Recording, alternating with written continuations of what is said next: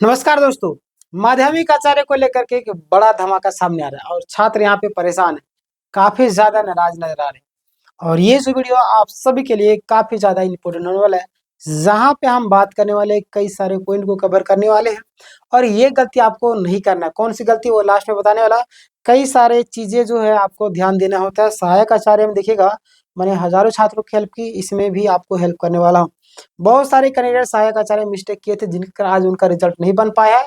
तो ये गलती आप ना कीजिए, कहीं ना कहीं आपको दिक्कत हो जाएगी। चलिए यहाँ पे ध्यान दीजिएगा कि माध्यमिक आचार्य भर्ती आंसर की को लेकर के एक बातें निकल कर सामने आ रही, वो कब तक आएगी, प्लस नॉमिनेशन होगा या नहीं, सबसे बड़ा सवाल है। पॉलिटिकल साइंस में आपका एक बड़ा खेल नजर आ रहा है, आखिर कैसे, वो भी मैं बताऊंगा। और देखिएगा, भर्ती में एक नया ट्विस्ट आ चुका है, तो इस पर हम डिटेल में चर्चा करेंगे। आपको पता होना चाहिए, मैं एक एक चीज का पल पल का अपडेट में देते रहता हूँ। आप देखिएगा, योग्यता माध्यमिक आचार्य 926 यानी कि परीक्षा कब हुई थी आपको पता है। पेपर 1 सभी के लिए कॉमन क्वालिफाइंग था। क्लियर, आपको 15 से 19 जनवरी के बीच में आपका परीक्षा हुआ था, आप सभी जानते होंगे। और आपका ऑनलाइन मोड में आपका परीक्षा होती है, पेपर 2 विषय पर आधारित, यानी कि 19 जनवरी को सेकेंड शिफ्ट में शुरू हुआ और 22 जनवरी तक आपका परीक्षाएं संपन्न हुई। क्लियर। आगे हम बात करते हैं कुछ ऐसे कैंडिडेट जिनको अभी 22 फरवरी को एग्जाम देना पड़ेगा।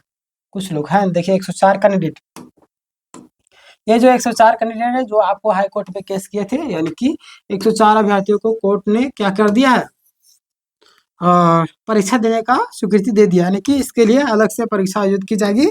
परीक्षा की तिथि आपका 22 फरवरी को बताई जा रही। कब? 22 फरवरी को। और ये खुशी वाली बात है कि अगर हमें हमारे साथ गलत हो रहा है तो कहीं ना कहीं न्यायपालिका जिंदा है और हम लोग को न्याय भी देती है। तो ये 104 जो अभ्यर्थी है उनको जो परीक्षा आपका 22 फरवरी को, कब? तो 22 फरवरी को। क्लियर। तो इसमें से शायद आपका भी होगा, चलिए कोई दिक्कत नहीं।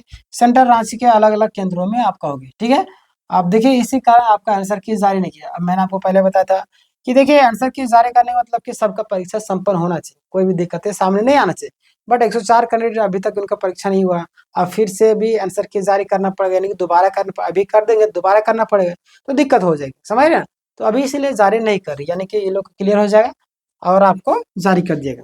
हम बात करते हैं आंसर की को लेकर के, तो मैंने बात कर लिया। अब हम बात करेंगे कि देखिए वही चीज सेम लिखा हुआ है।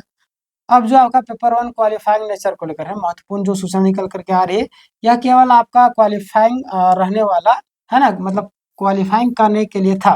कौन? पेपर 1 जिसमें आपका 66 से कम अंक आए थे, तो उन लोगों को आपका क्या होगा, यानी कि पास होने के लिए आपको 66 नंबर चाहिए थे, है ना। 66, अगर 66 से कम है तो डिस्क्वालीफाई हो जाएंगे, पेपर 2 चेक नहीं होगा, है ना। जाहिर से बता, अभी एक चीज में एग्जाम्पल देता हूँ कि आप देखिएगा, हम लोग 10th पास करते तब तो 11 में जाते, अब 10th पास किए नहीं तो 11 में कहाँ से एडमिशन होगा, है ना। तो वही सारी चीजें है कि आपका मिनिमम जो आपको बताया गया है क्राइटेरिया, वो आपका होना चाहिए, है ना। 66 नंबर आपका होना ही चाहिए। पेपर 2 चेक नहीं होगा, क्योंकि अगर पेपर 1 में आप फेल हो जाएंगे तो। क्लियर। आगे हम बात कर लेते हैं, चाहे पेपर 1 में आपका 130 से 150 क्यों ना लाए हो, है ना, अब कोई फायदा होने ही वाला नहीं है ना। पेपर 1 में आपको पास करना ही होगा। क्लियर। चलिए आगे हम बात कर लेते हैं। यहाँ पे ध्यान दीजिएगा, पेपर 1 का जो आपका डिफिकल्टी लेवल जो था वो क्या था, किस लेवल का था। तो यहाँ पे ध्यान देंगे, 15-16 तारीख को जो आपका है ना, निकल कर जो बात आने आ रही है, 15-16 जनवरी को जो आपका मध्यम स्तर यानी कि नॉर्मल था, ऐसे बताए जा रहे हैं। 17-18 जनवरी को ज्यादा टफ बताया जा रहा है, और झारखंड के प्रश्न कम थे, मतलब कि ना के बराबर थे, ऐसा काफी ज्यादा उतार चढ़ाव रहा। लेकिन याद रखिएगा, मैं एक चीज आपको बता देना चाहता हूँ, यहाँ पे जो बोला गया टफ और मध्यम स्तर, तो एक चीज याद रखिएगा कि हमारे मतलब कि हमारे दिमाग में जो भी प्रश्न है वो हमारे लिए वो सहज है ना, जो हमें याद नहीं हुआ हमारा कठिन। तो मान लेते कि जो शिफ्ट में एग्जाम हुआ, उस शिफ्ट के कई सारे बच्चों को वो प्रश्न समझ में नहीं आता, वो शिफ्ट उनके लिए हार्ड है ना। अगर वो ऐसे ही प्रश्न पूछ दिया सेम शिफ्ट में और उसको आ गया आंसर, तो वो आपका सहज शिफ्ट है ना। यानी कि जो चीज हमें याद रहती है वो हमारे लिए आसान होती है, जो चीज हमें याद नहीं है, हम भूल गए, वो हमारे लिए कठिन है। क्लियर। जाहिर सी बात, अगर प्रधानमंत्री का नाम किसी को हम गांव में किसी को पूछ दे तो उनको याद ही नहीं है, कोई जानता नहीं है, तो क्या करेगा, उनके लिए कठिन था ये सवाल। और लेकिन प्रधानमंत्री का नाम कोई नहीं जानेगा, ऐसा हो ही नहीं सकता।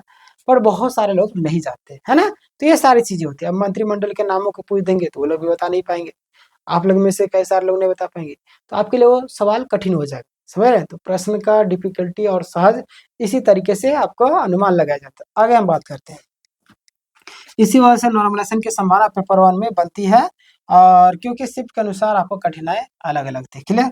आगे हम बात कर लेते हैं नॉर्मलाइजेशन की आड़ में कई बार गलत हो जाता है ना, इस चीज़ का भी आपको ख्याल रखना होगा। नॉर्मलाइजेशन कहाँ होगा ये जरूरी है। तो पेपर वन में आपका यदि शिफ्ट डिफिकल्टी लेवल का अलग अलग आया था, यानी कि इसीलिए आपको नॉर्मलाइजेशन की संभावना काफी ज्यादा लग रही है। क्लियर। आगे हम बात कर लेते हैं, यहाँ पे ध्यान देगा आप लोग पेपर टू की, है ना। पेपर टू की बात करें खास करके आपका पॉलिटिकल साइंस को लेकर के जो बातें निकल करके आ रही है। अब देखिएगा 22 से आपका 2 शिफ्ट 22 जनवरी को 2 शिफ्ट हुआ था। एक शिफ्ट का आसान था, दूसरा शिफ्ट आपका कठिन था, तो इसमें आपका नॉर्मलाइजेशन हो जाएगा। क्लियर होने की संभावना भी है, इसीलिए सबसे ज्यादा संभावना पेपर टू में पॉलिटिकल साइंस में नजर आ रही है। खैर चलिए, जो भी होगा मैं आपको अपडेट कर दूंगा। तो ये क्वालिफाइंग कैसे होगा, सबसे बड़ा सवाल। तो पेपर वन में आपका 66+ नंबर होना चाहिए, है ना, और 66+ आना चाहिए। कई उम्मीदवारों से ज्यादा मतलब कि अटेम्प्ट का बहुत सारे कैंडिडेट जो है ज्यादा अटेम्प्ट किए, तो उनकी भी संभावना है कि वो लोग भी क्वालिफाई कर जाएंगे। क्लियर। आगे हम बात कर लेते हैं, यहाँ पे ध्यान दीजिएगा आप लोग कि रिजल्ट कब तक आएगा, सबसे बड़ा सवाल। रिजल्ट जो कब तक आएगा, इसलिए तो आप वीडियो में आए होंगे। तो संभावित जो समय नजर आ रही है 15 मार्च से 20 मार्च के बीच में बताई जा रही है। कब? 15 से 20 मार्च, यानी कि मार्च का अंतिम सप्ताह।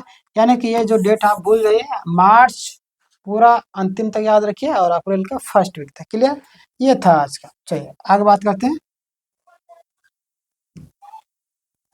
प्रोसेस क्या है, आंसर की आपका जारी होगा 10-15 दिन आपको आपत्ति के लिए समय दिया था, फिर फाइनल आंसर की जाती है, फिर रिजल्ट आपका आएगा। क्लियर। तो ये सारे प्रोसेस आपका चलेंगे, यानी कि काम जो आपका तेजी से चल रहा है, प्रक्रिया आपका तेजी से बढ़ रहा है। क्लियर। आगे हम बात कर लेते हैं नियुक्ति को लेकर के ना, अपॉइंटमेंट को लेकर के जो बातें आ रही है कि माध्यमिक आचार्य आपका मतलब माध्यमिक शिक्षक जो आपका 9 to 12 यानी कि जल्द ही नियुक्ति प्रक्रिया आपका शुरू हो जाएगी। ठीक है, घबराने की जरूरत नहीं। पूरा सार यानी कि डिटेल में अगर मैं बात करूँ, जितना मैंने आपको कहानी बताया, कुल पद वगैरह आप देख सकते हैं। 104 अभ्यर्थियों को जो 22 फरवरी को आपका एग्जाम होने वाला है।